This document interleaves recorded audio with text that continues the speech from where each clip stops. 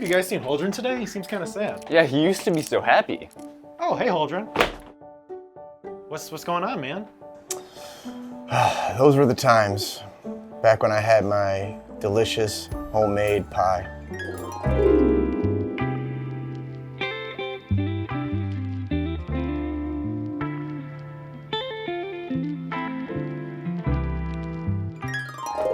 What happened to your pie? I don't know, it's just gone. We'll help you find it. The spirit of Thanksgiving depends on it. Yeah. Sounds good. Thanks, fellas. Appreciate it. If I were a pumpkin pie, where would I be? What if he accidentally donated it to a food pantry? That's a great idea.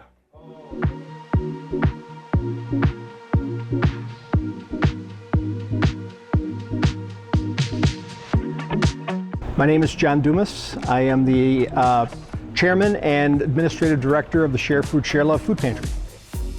I think most people know what food pantry is. We give away food to folks who can't afford it or are in need. What makes our food pantry a little bit different is partly in the name. We originated from a church, but it was always a community pantry. It was never really a church pantry per se, but that's where the love came in, that the church thought that was an important part of it, and we all agreed. The church that we originated from was called Faith. It was here in Brookfield. They knew that they were a very small church, and they knew that the end was coming. They weren't going to be able to survive long term. So they said they wanted to do something, a project, some kind of a program that would outlive the church. It was their legacy project. They decided that they wanted that food was a real basic need for everybody. So they decided that was the route that they wanted to go. So they empowered us to start it. We spent our first 7 years in the church building, using their building. We get a lot of the food from the depository, but that smaller amount from the community, but it really makes a difference because it's what makes it possible to do the turkeys and do these extra things. If we didn't get the community's support, it would really be difficult to do it at the level that we're doing it at.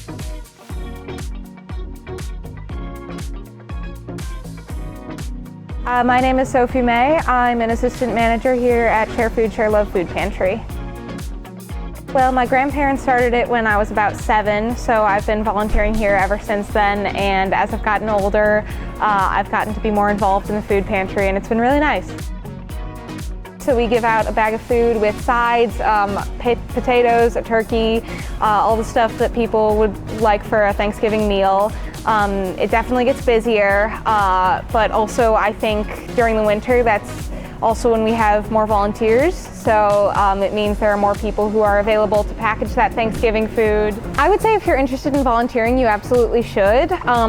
It might seem like something really small, but something really small could also be helpful to a lot of people.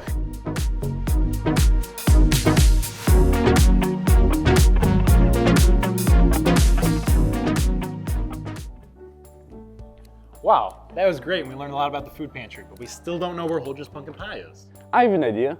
What if we ask people about their Thanksgiving memories? That's a great idea. I'm sure somebody somewhere knows where Mr. Holdren's pie is.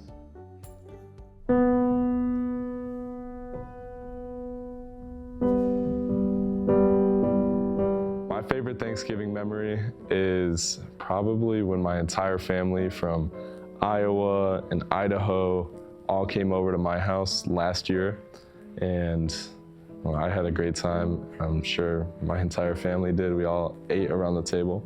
My favorite Thanksgiving memory is just being all together with my entire family. Sometimes we would go up to La Crosse in Wisconsin, where my dad's parents live, and I don't usually get to see them very often.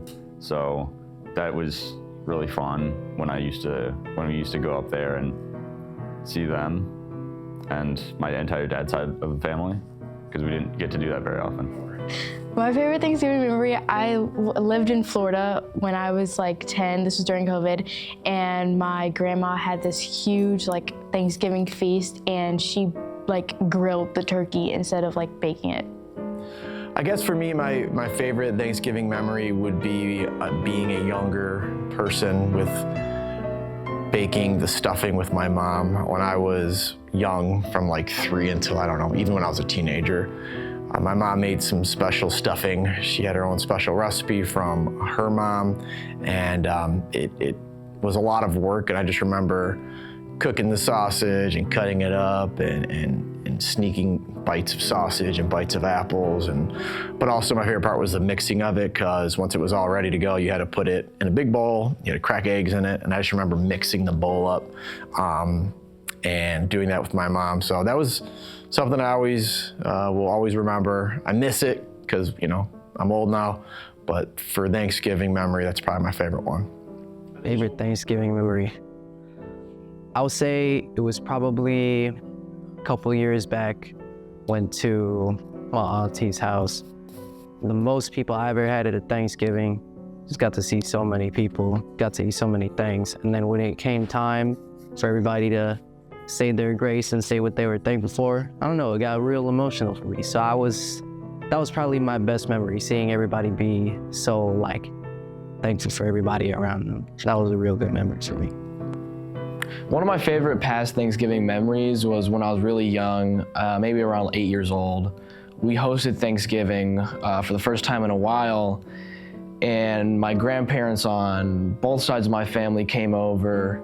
One side of my family is Filipino, and the other is more like Scandinavian.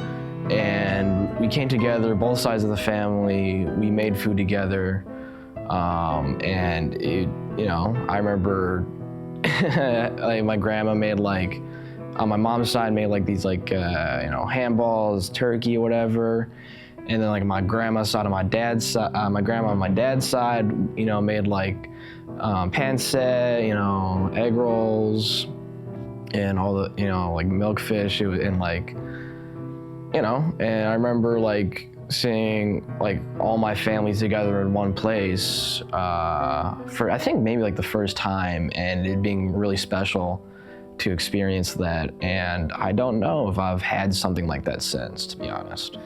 My favorite Thanksgiving memory is when I went to Lake Delavan in Wisconsin, this hotel. I was like around 8 years old, and I got to spend a whole week there, like during elementary school. It was like one of the best experience for me. Like I would like on Thanksgiving Day, I would like play games. Like I would go down to like the mini arcade, and I think they had like a feast down there for like me to go eat. And it was pretty good food too.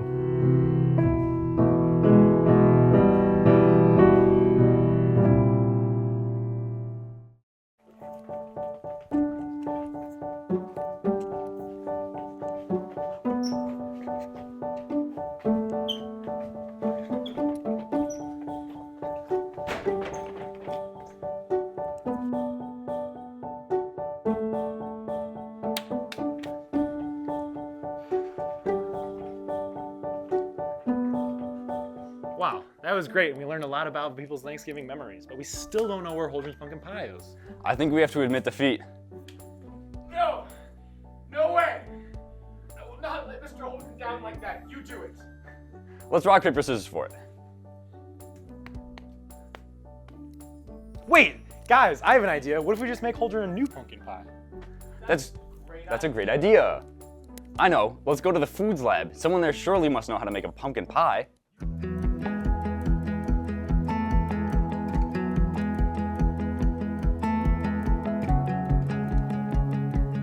Mrs. Honan. I am the baking and pastry teacher here. I also teach Culinary 1 and Advanced Honors as well. And today I am making pumpkin pie. This recipe, I get most of my recipes in class from Sally's Baking Addiction. She does a phenomenal job explaining recipes and each step along the way, even mistakes that may happen, so that way those mistakes don't happen when you're making the recipe. So the first thing is to make the pie crust. I already pre-made the pie crust. I usually do an all butter pie crust. So what we're gonna do is we're gonna take our 2 fingers and our thumb, and we are going to press on the edges to make a fluted edge. If your crust is a little crumbly, which you should have a nice crumbly crust because that's what pie is all about, you could just use a little water on your fingertips. Now that we have our crust done, we're gonna go ahead and use our fork, and we're just gonna poke holes in the bottom. What that does is it allows air to come through and under to create that flakiness of the crust. Take a piece of parchment paper and crumple it up. This allows it to be a little bit more flexible when putting it in your pie crust. So we're gonna pour some of these beans right on top. This acts as a pie weight, so these beans won't bake. They help push that pie crust down during this blind bake. We're gonna go ahead and put this in the oven at 375 for about 10-ish minutes. So now we're gonna go ahead and make the filling while that's in the oven. I have my mise en place already done. Mise en place stands for everything in its place. It is a French term that we use in the kitchen. So I do have some brown sugar here, already my eggs cracked, a 15-ounce can of pumpkin puree, and then I have my seasonings. This includes cinnamon, nutmeg, cloves, ginger, and some cornstarch, as well as milk and heavy whipping cream. So I'm gonna go ahead and start. I like to put my sugar in with my eggs. This will help combine the sugar faster. So we're gonna go ahead, use the whisk, and beat that in with the eggs right now. From there, we're gonna go ahead and actually add some of this pumpkin puree. So we are gonna go ahead and use our rubber scraper to get every single bit in. Now that we're done with this, we're gonna go ahead and add our milk and our cream. This is already combined, so I'm gonna go ahead and pour that in. It's going to get pretty thin now, and that is normal. And then there you have your filling.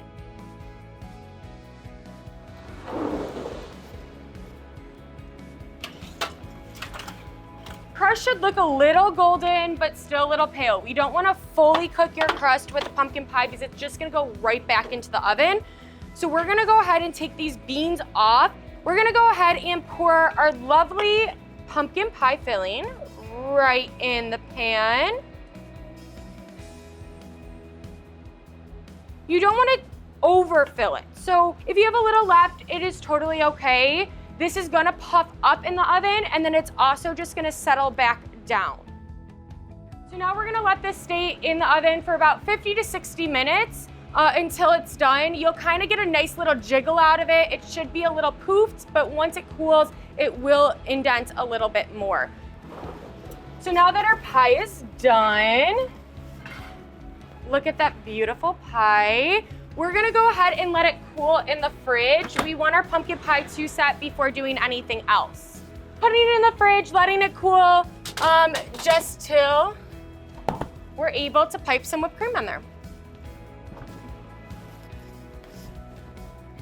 Now our pie is ready for garnishing. I'm actually gonna do a garnish. I made some candied cranberries, as well as has some rosemary sprigs and actually some cinnamon whipped cream as well.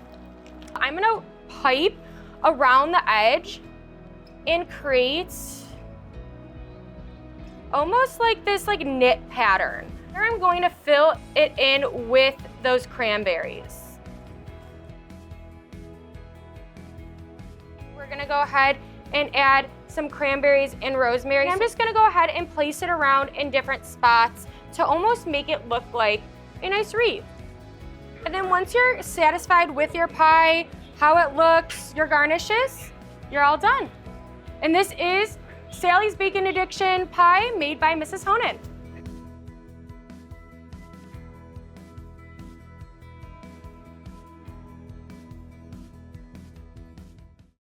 Oh man, guys, Holden's gonna love this. Surprise! Oh, wow. Thank you guys so much. I'm telling you, you just saved Thanksgiving for me. I cannot wait to get with my family and celebrate Thanksgiving with this delicious treat. Man, thank you guys so much, but this is a weird looking apple pie. Apple? We thought you said pumpkin.